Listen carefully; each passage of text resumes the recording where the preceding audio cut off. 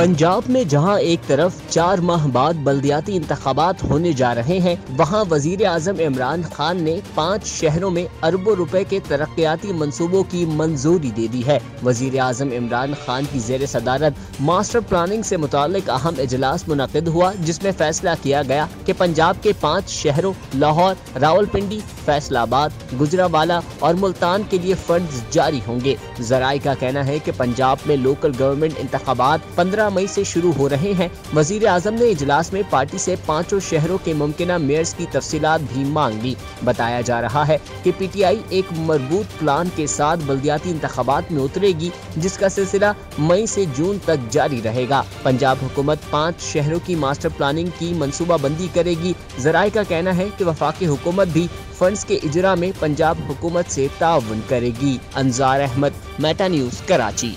Meta News की videos देखने के लिए मेटा न्यूज़ यूट्यूब चैनल को सब्सक्राइब करें और फेसबुक पेज को फॉलो करें ताकि आप आने वाली वीडियोस से बाखबर रह सकें।